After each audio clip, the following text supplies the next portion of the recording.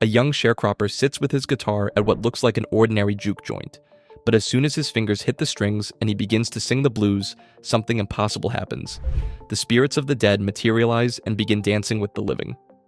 Vampires circle like predators, drawn to the supernatural energy radiating from his music.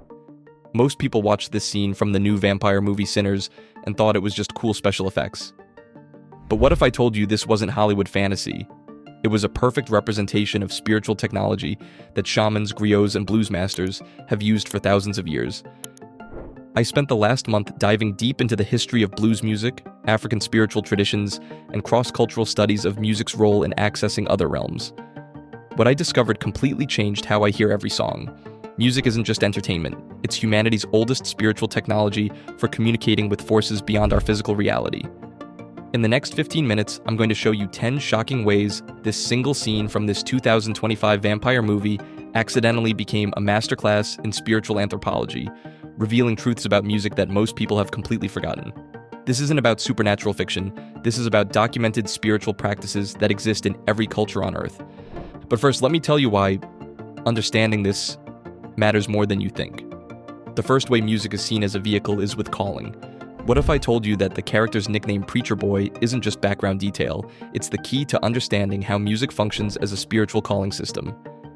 In the scene, Sammy Moore is literally torn between his father's church and his supernatural musical gift. When he plays, he sings, "I lied to you, I love the blues," confessing that his true spiritual calling isn't in the church but in music that can summon spirits from beyond. This isn't just character development. This is historically accurate spiritual conflict.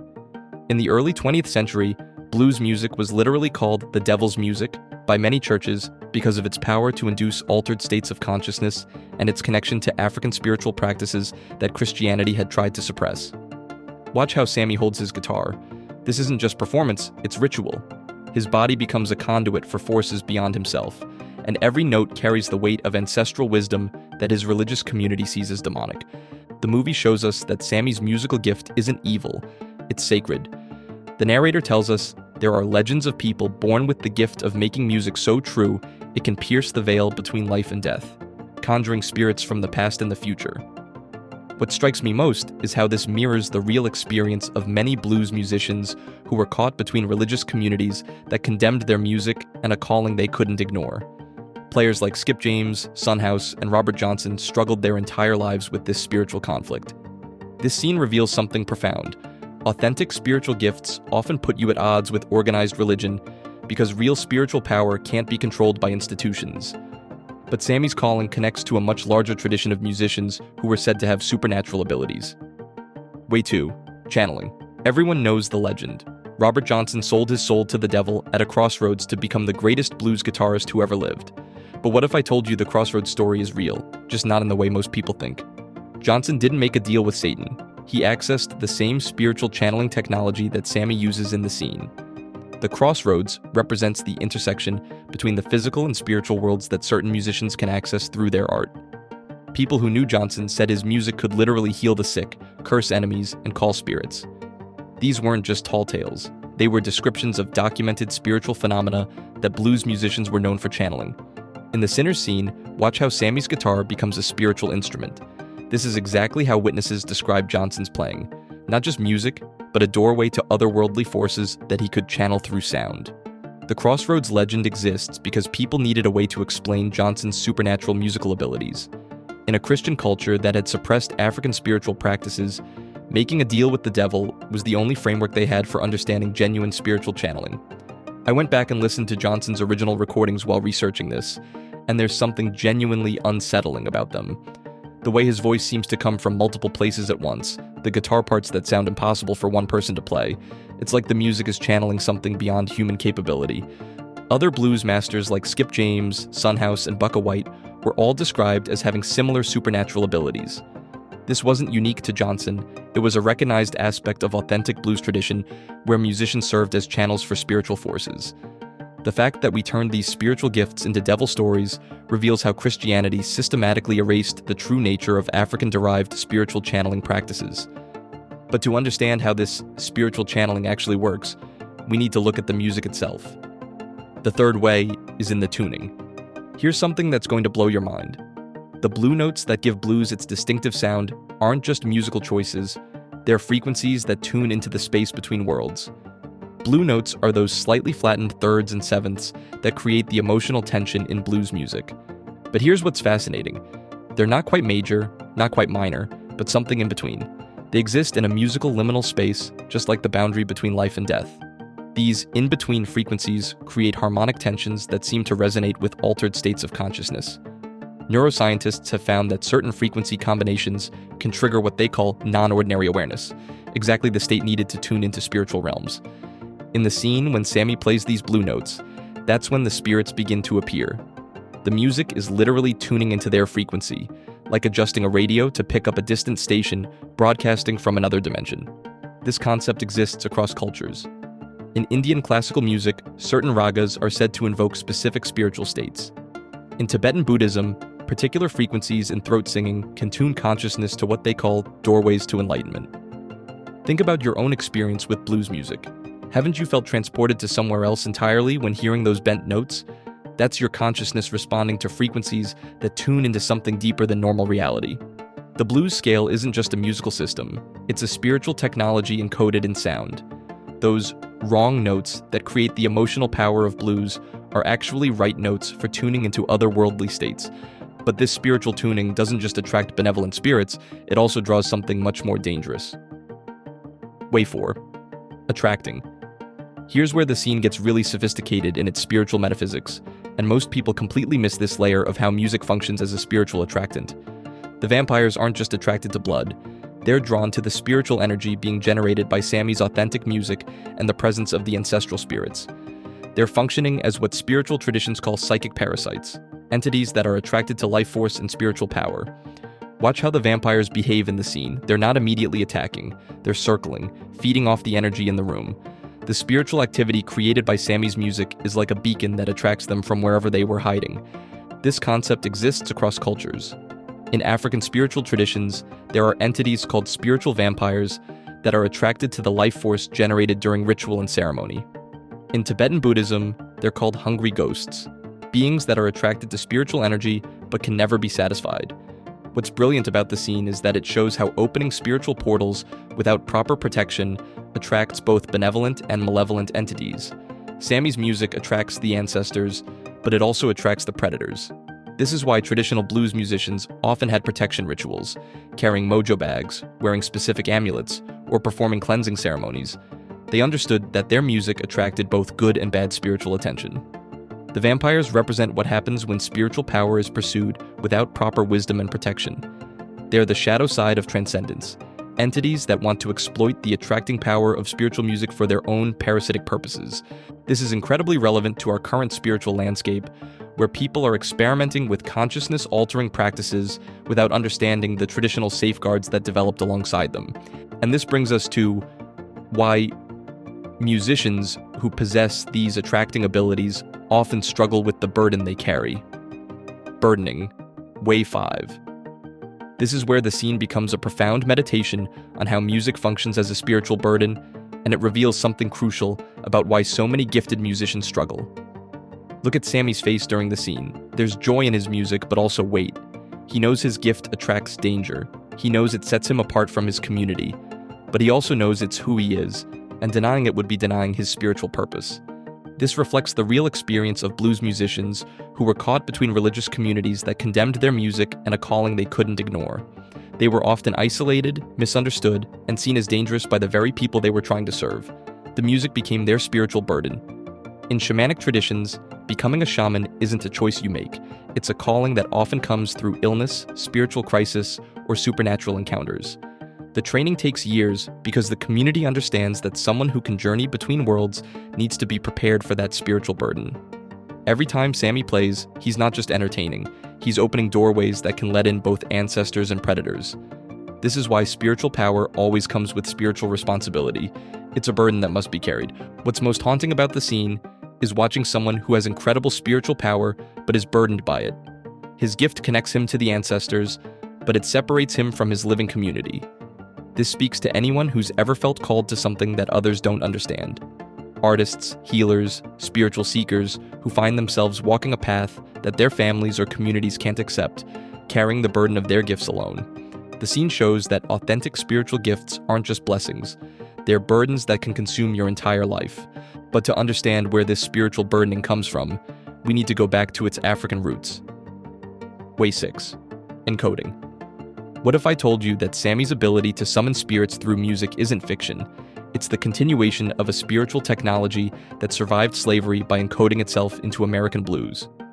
Sammy is described as a sharecropper from Sunflower Plantation. This isn't just background, it's crucial to understanding his musical power. The blues emerged from work songs, field hollers, and spirituals that enslaved Africans used not just to coordinate labor, but to maintain connection with their ancestral spirits through encoded musical messages. When Africans were brought to America, their drums were banned because slave owners understood that drumming was used for communication and spiritual practice, but they couldn't ban the human voice or simple string instruments. So the spiritual technology of calling ancestors got encoded into work songs and eventually the blues. In West African traditions that survived slavery, griots weren't just musicians, they were spiritual intermediaries who could communicate with ancestors through song. The blues inherited this tradition of encoding spiritual information into musical forms, which is why it has always had this otherworldly power. In the scene when Sammy plays, the spirits that appear seem to be ancestors, people connected to his cultural and spiritual lineage. This is showing how authentic music can maintain connection between the living and the dead across generations through encoded spiritual information. The blues was a survival technology. It allowed people to maintain spiritual connection with their ancestors and their homeland even under the most oppressive conditions. The music carried forward thousands of years of spiritual knowledge encoded in sound. Listen to how Sammy sings, "Somebody take me in your arms tonight." This isn't just about romantic longing. In the context of spiritual encoding, he's asking the ancestors to embrace him, to accept him into their realm through the coded language of blues. What's profound is that Sammy represents the continuation of an unbroken spiritual lineage. His guitar playing isn't just individual talent, it's the culmination of generations of spiritual knowledge encoded and passed down through music. But this spiritual encoding isn't limited to African traditions. It exists in every culture on Earth. Way 7. Bridging. Here's where we get into the actual physics of how music functions as a bridge between dimensions, and it's going to change how you hear every song. Specific frequencies and rhythmic patterns can alter brainwave states and create what neuroscientists call non-ordinary consciousness. But more than that, these frequencies might actually resonate with what some researchers call the morphic field, the informational patterns that consciousness leaves behind, creating bridges between worlds. In the scene, watch how the spirits respond to Sammy's music. They don't just appear randomly, they're drawn by specific musical phrases, particular chord progressions. The music is literally bridging the gap between their realm and ours, like building a sonic pathway they can cross. We actually see the music creating a bridge between worlds. The spirits don't just appear, they're called by the specific frequencies his guitar and voice are creating. This isn't metaphor, it's showing the actual mechanism of spiritual bridging through sound. The blue notes, those slightly flattened thirds and sevenths that give blues its distinctive sound, create harmonic tensions that seem to exist between worlds. They're not quite major, not quite minor, but something in between, just like a bridge spanning the space between life and death. Think about your own experience with music. Haven't you had moments where a song transported you somewhere else entirely? Where you felt connected to people who weren't physically present? That's your consciousness responding to the same bridging technology Sammy is using. This is why certain music has always been associated with spiritual practice. Gregorian chants, Sufi whirling music, Native American vision quest songs. They all use specific frequencies to bridge the gap between ordinary consciousness and spiritual realms. The scene shows us that music isn't just organized sound. It's a technology for bridging dimensions of reality that most people have forgotten exist. And this bridging technology has been independently discovered by every culture on Earth. Way 8. Universalizing. Here's what's going to blow your mind. The spiritual technology Sammy uses isn't unique to blues or African traditions. Every culture on Earth has independently discovered music's power to universalize spiritual experience across dimensional boundaries. In Tibetan Buddhism, monks use specific frequencies in their throats singing to access altered states of consciousness. The deep, resonant tones they produce can literally change brainwave patterns and open what they call doorways to enlightenment, universalizing the spiritual experience across practitioners. In Native American traditions, the repetitive, hypnotic melodies of vision quest songs, combined with specific rhythms, can induce states where the singer can communicate with animal spirits or receive prophetic visions connecting them with the spirit world. Celtic cultures had specific songs for communicating with the dead. In the movie, we also see references to Irish folk music. Celtic cultures had specific songs for communicating with the dead. In the movie, we also see references to Irish folk music with lyrics about banished ghosts and goblins, showing how different cultures developed music both to universalize spiritual connection and to protect against malevolent forces. What's incredible is that these traditions developed independently across continents and centuries, yet they all use remarkably similar techniques: repetitive rhythms, specific frequency ranges, and trance-inducing melodies that universalize access to spiritual realms. Modern neuroscience has confirmed what these cultures knew intuitively. Certain combinations of rhythm and frequency can synchronize brainwaves, induce altered states, and universalize access to what researchers call non-ordinary consciousness. The fact that humans everywhere independently discovered this technology suggests it's not cultural superstition. It's a fundamental aspect of how consciousness universally interacts with sound and rhythm across all human experience. Even today, electronic music producers accidentally recreate these effects. Certain EDM tracks, ambient music, and even some hip-hop beats can induce trance-like states because they're tapping into the same neurological mechanisms that universalize spiritual experience. This universal discovery proves that music's spiritual power isn't folklore. It's a documented aspect of human consciousness that universalizes across all cultures and time periods. But there's something specific about authentic, unprocessed music that makes it more effective at universalizing spiritual connection. Way 9. Authenticating. There's a moment in the scene where the focus is on Sammy's raw, acoustic performance, and it reveals something crucial about how music functions as a spiritual authenticator. When music is heavily processed, compressed, and electronically altered, it loses what audio engineers call harmonic complexity, the subtle overtones and frequencies that create the full spectrum of sound. But these subtle frequencies are exactly what spiritual traditions use to authenticate genuine spiritual connection. Watch how Sammy holds his guitar, how he positions his body, how he breathes when he sings. This isn't just performance technique, it's spiritual posture. He's making himself a conduit for forces beyond himself, and his unprocessed sound becomes a clear spiritual vehicle. Acoustic instruments create natural harmonics and overtones that digital processing often eliminates. These imperfections, the woody resonance of a guitar, the breath in a voice, the slight variations in timing, are actually essential to the music's ability to authenticate spiritual connection. This connects to why traditional spiritual music across cultures is always acoustic and often performed in specific ways that authenticate the spiritual experience. Tibetan singing bowls must be hand-forged and played with specific techniques. Similarly, Native American flutes are made from particular woods and played with traditional breathing methods. This is incredibly relevant to our current musical landscape, where most music is heavily processed and digitally manipulated. The scene suggests that this processing doesn't just change how music sounds, it changes its ability to authenticate spiritual experiences. Think about the difference between hearing live acoustic music and listening to compressed digital files through earbuds. There's something about the full spectrum, unprocessed sound that affects you differently on a visceral level. The scene implies that our move toward digital processed music isn't just changing our entertainment, it's cutting us off from music's power to authenticate genuine spiritual connection. And this disconnection from authentic musical experience represents a larger spiritual crisis. And last but not least, way number 10, remembering. Here's the most profound thing about this scene. It's not just showing us ancient spiritual technology, it's functioning as a vehicle for remembering what we've lost in our modern world. When the spirits appear and begin dancing to Sammy's music, they're not just moving to the rhythm, they're celebrating the fact that someone still remembers how to call them. The scene suggests that most of us have lost this ability entirely, and music serves as our vehicle for remembering. The ancestors don't come back as ghosts or phantoms, they come back as dancers, as celebrants, as living spirits who can still participate in the joy of existence through music. This is what we're missing, the ability to use music as a vehicle for remembering and maintaining connection with those who came before us. Today, we consume music through algorithms, compressed files, and digital platforms that strip away the very frequencies that could help us remember deeper spiritual realities. We've traded authentic musical experience for convenience and lost our vehicle for remembering something essential in the process. The scene shows a time when music was still a communal spiritual experience, people gathering together, sharing authentic sound, opening themselves to transcendent possibilities. Compare that to our current reality of isolated listening that prevents us from remembering our collective spiritual heritage. Sammy represents the last keeper of authentic spiritual musical tradition.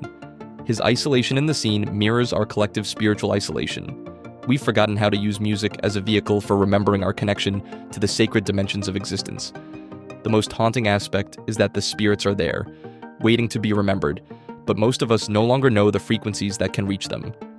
We've lost the technology for using music as a vehicle for remembering our ancestors, our deeper selves, and the sacred. The scene isn't just entertainment. It's a reminder of what human consciousness is capable of when we approach music as a vehicle for remembering spiritual practice rather than mere entertainment. In a world where we've digitized, processed, and commodified music, Sammy's authentic performance becomes an act of spiritual rebellion, a refusal to let our vehicle for remembering the sacred technology of sound be completely forgotten. So there you have it, 10 shocking ways this single scene from a vampire movie proves that music is humanity's oldest spiritual vehicle, and reveals what we've lost in our rush toward digital convenience. The beautiful thing about understanding music as a spiritual vehicle is that it's still available to us. Every time you've been moved to tears by a song, every time music has transported you beyond yourself, every time you've felt connected to something larger through sound, you've experienced the same spiritual vehicle that Sammy is using. And if this video changed how you hear music, or if you've ever had a song serve as your vehicle to what felt like another realm, drop a comment below and tell me about your most transcendent musical experience. I read every comment, and I want to know what music has been your spiritual vehicle. Keep listening, keep feeling, and I'll see you in the next one.